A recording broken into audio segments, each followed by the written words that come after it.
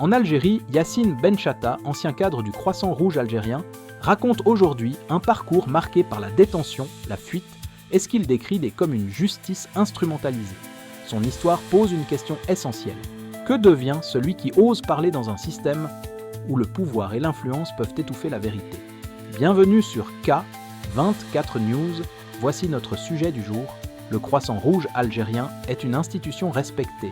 Membre du mouvement international de la Croix-Rouge et du Croissant Rouge, il regroupe 190 sociétés nationales à travers le monde. En Algérie, cette organisation intervient lors de catastrophes naturelles, apporte secours aux populations vulnérables et incarne en principe les valeurs humanitaires universelles. Mais derrière cette façade, Yassine Benchatta affirme avoir découvert une réalité bien différente. Ancien responsable du bureau de la wilaya de Skikda, cet homme a occupé un poste stratégique au sein de l'organisation. Selon ses déclarations, il aurait constaté des irrégularités financières et des dysfonctionnements graves dans la gestion interne, des anomalies qui, dit-il, l'ont poussé à alerter sa hiérarchie. Mais ces tentatives de signalement en interne n'auraient produit aucun résultat. Face à l'impasse, Yassine Benchatta a pris la décision de démissionner, une décision qui, affirme-t-il, a déclenché un engrenage implacable. Peu après sa démission, l'ancien cadre aurait été arrêté. Il évoque une détention marquée par des conditions qu'il qualifie d'inhumaines, violences physiques, humiliations, transferts successifs entre plusieurs établissements pénitentiaires. Pour lui, ces traitements ne relèvent pas d'une simple procédure judiciaire, mais d'une volonté de le briser, de le faire taire. Il dénonce une orchestration, une machination impliquant l'appareil judiciaire et les services de sécurité.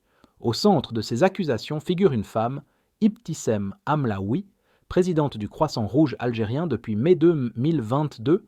Yassine Benchatta affirme qu'elle exercerait une influence considérable sur différentes institutions de l'État.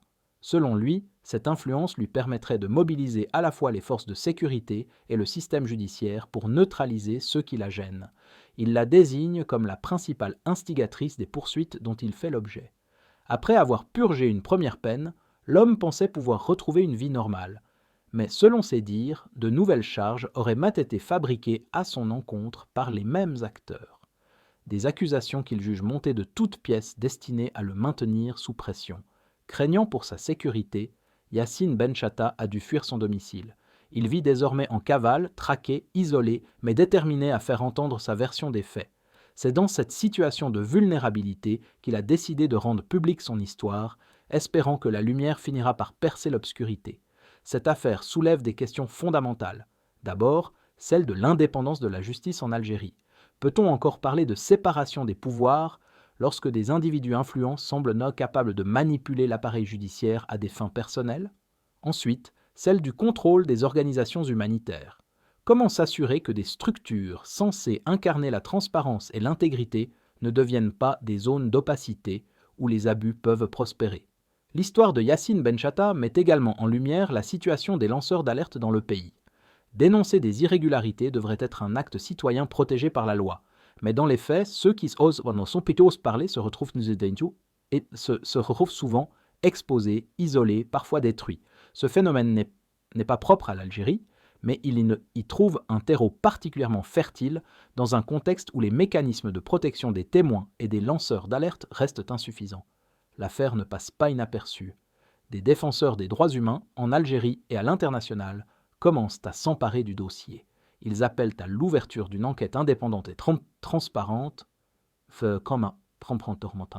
seule capable de faire toute la lumière sur ces accusations graves.